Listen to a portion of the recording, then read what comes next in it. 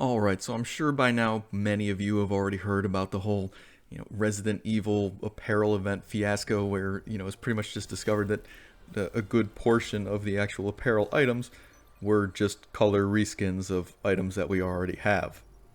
But honestly, that really doesn't even surprise me that much. I mean, this is massive. We're talking about they've pretty much phoned it in on this game for a while now.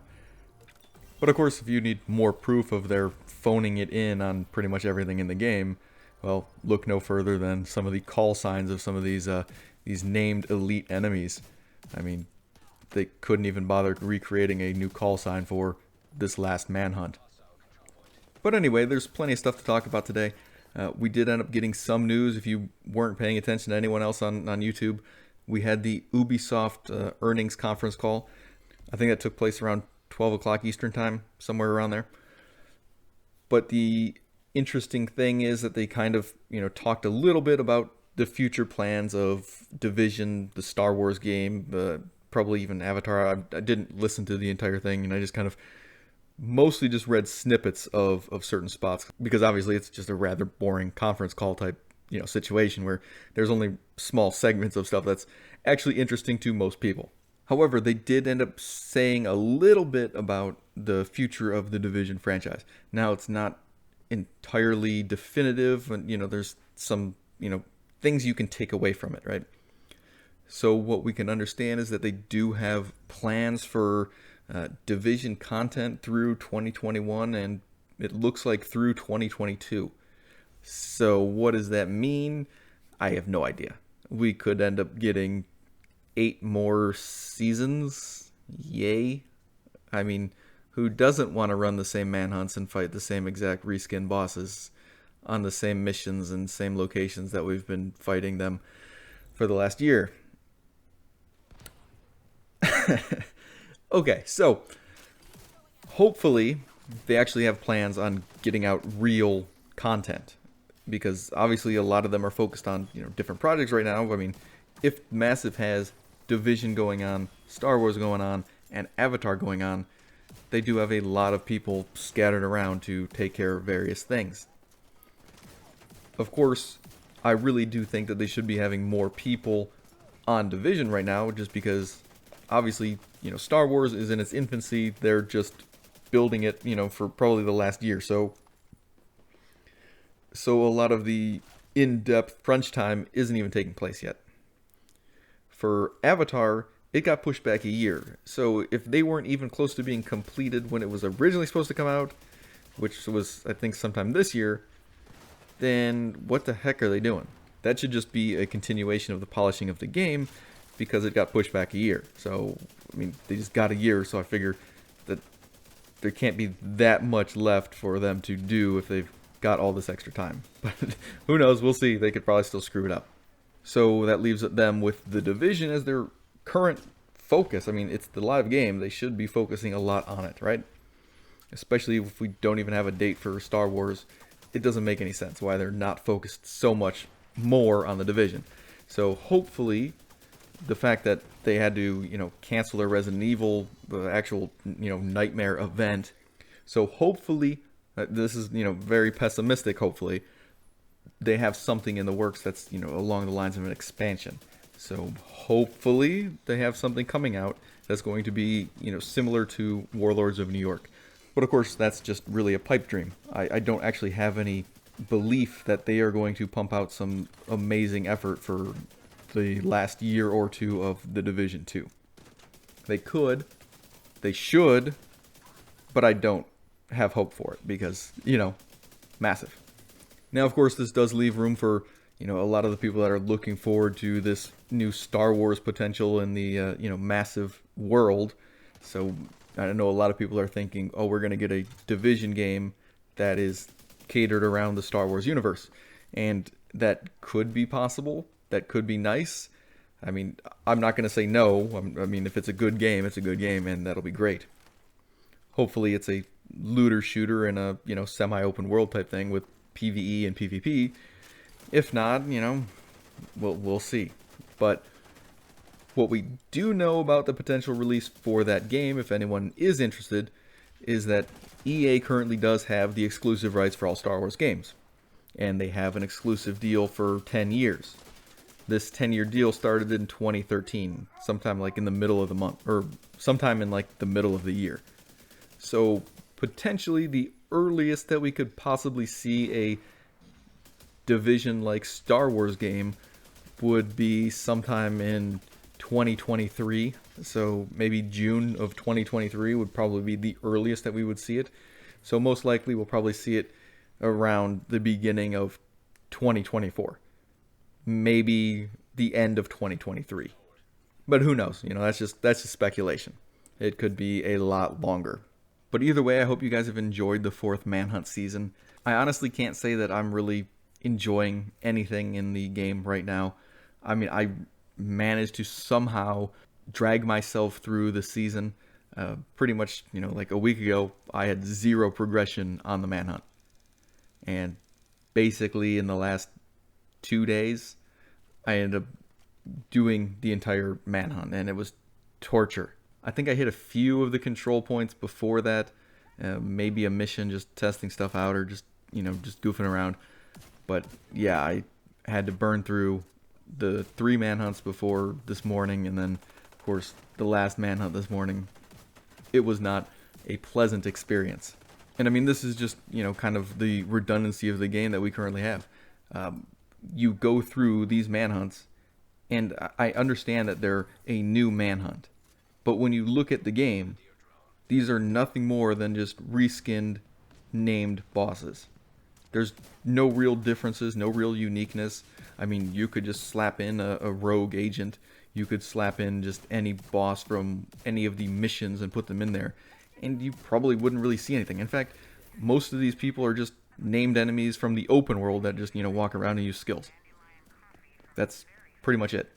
And they're putting you in the exact same places that you've been fighting your bounties for forever. So none of that's new. So the entire workup to the final encounter is all just redundant and just boring. It's awful. It feels like torture, to be honest with you. And I don't even want to play with people because it's just even more boring, because generally you're going a little bit slower. At least if I'm just playing by myself, I can get through it as fast as possible. But at least on the plus side, I did finally end up managing to hit rank 100 in the season. I didn't actually think I was going to do that. And of course, I ended up beating the season manhunt, so I did get the skill, which, like everything else, isn't really exciting. I mean, it's, you know, these season skills have not been very good. Honestly, I can't say I've used them. I'm not really a fan of the EMP sticky bomb. I mean, it's okay. It's not terrible. It's a good option. It just has no real use for me or any of the builds that I run. The explosive trap or shrapnel trap, meh. The healing trap or repair trap, I forget what it's called. Again, meh.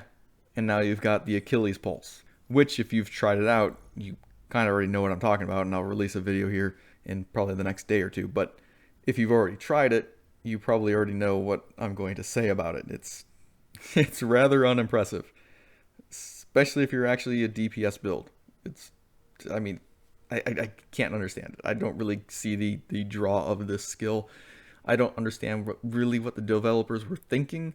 So yeah, my initial impressions are that it's basically just a dog turd. And just in case people don't want any real spoilers, just in case you haven't, you know, completed it yet and you want to actually just go through it clean, you know, you can probably just turn off at this point, because I am going to just talk real quickly about the end of the actual manhunt. So I don't really think anyone was really surprised with the whole ending with Fei Lao and Chicken Hawk. I think it was fairly obvious what was going to happen. I think we've even had some leaks about it, you know, from like a few months ago. But man, are these terrible. I cannot express how just lackluster these things are. I mean, look, the bar for the Division 2 is already pretty low. Nothing has really impressed me in this game. I mean, they haven't really outdone themselves in many ways since Division 1. And to be fair, the most impressive things of Division 2 were basically just reskins from Division 1, or ideas that were in Division 1 that they really just never, you know, finished developing. So the big improvement of Division 2 is just the open world. One of the main things about the open world that people love is, of course, the control points. But, Division 1 in the 2013 E3 trailer had control points. That was something that they apparently took out or removed or just didn't have time to finish. I don't know what. But they removed those or scrapped the idea. And they finally put it into Division 2. So I really don't consider that a brand new idea or something amazing, some sort of amazing jump. That was just fixing something that they fudged up the first time. But of course, what is in Division 2 that's so impressive? Is it the boss fights? Is it the hunters? Well, we look at the actual boss fights. The only fun boss fight, the only thing that even felt somewhat different, was in Division 1 when we fought Colonel Bliss. So the main bad guy from the story of Division 1, which you could actually argue whether he was the main bad guy or if it was Keener, but the enemy of the campaign, Colonel Bliss, was the only boss that really had any sort of respect served to him. Like he went down in a blaze of glory in his helicopter. Look at what happened to Keener. Look at what they did to Lau. Look at what they've pretty much done to every named person in Division 2. It's just been boring and just dumpster quality.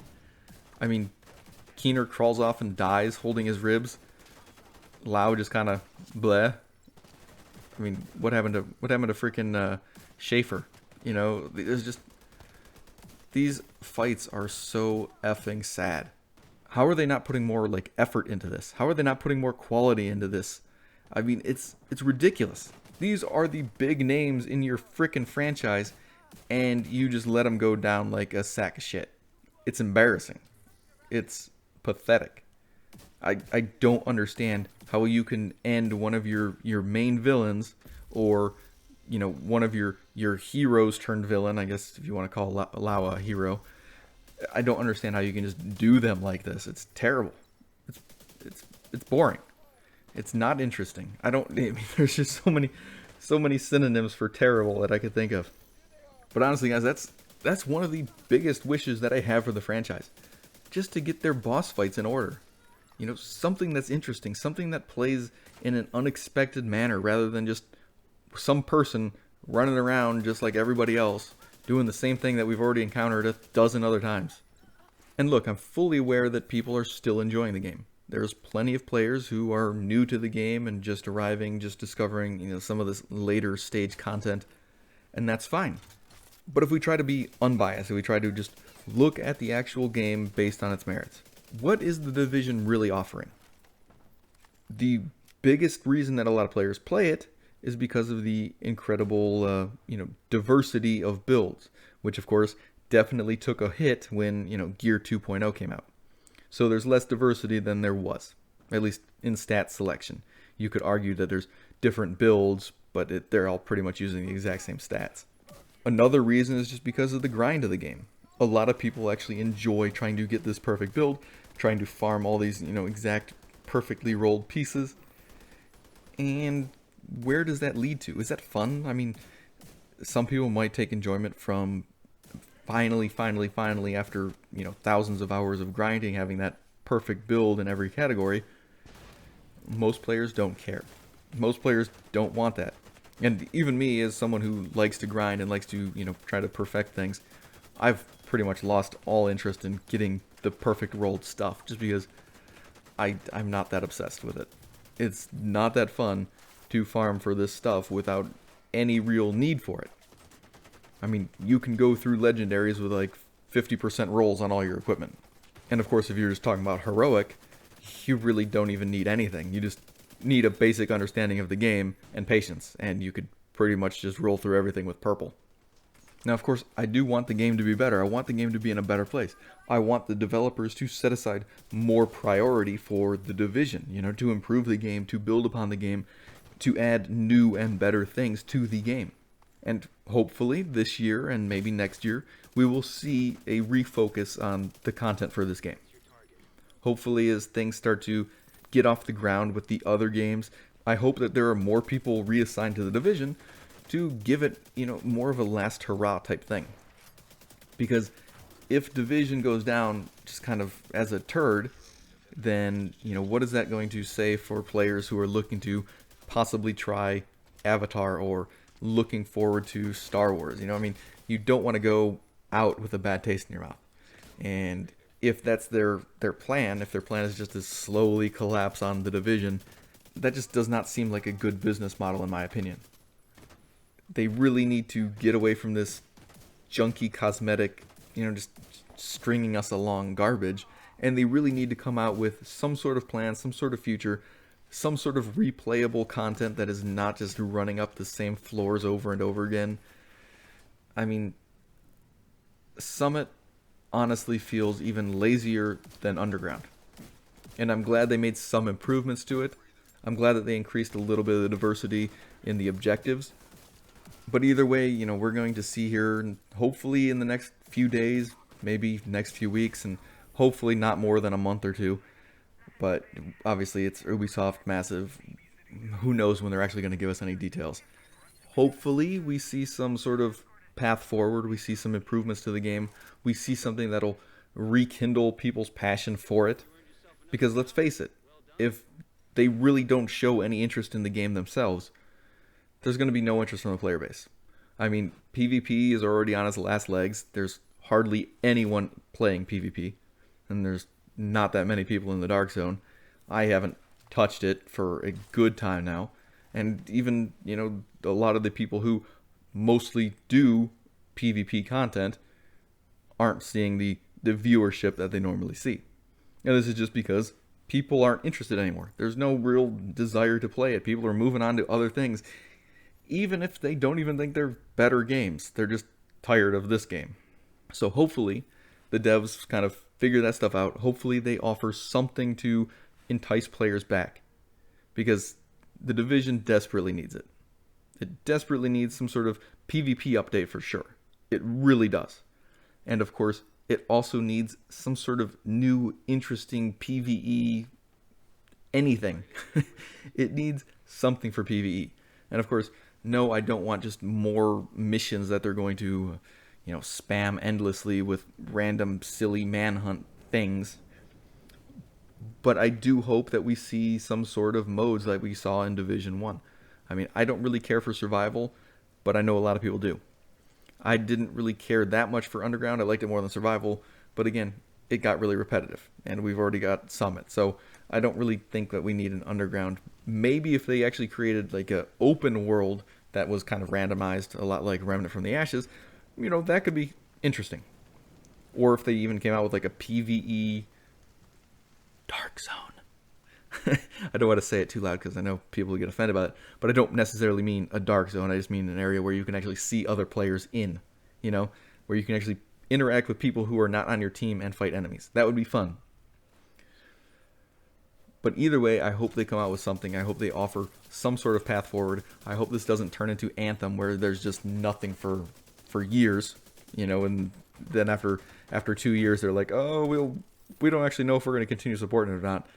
So I just don't know. But either way, thank you guys for watching. Thank you for listening to my rant. I'll see you in the next one.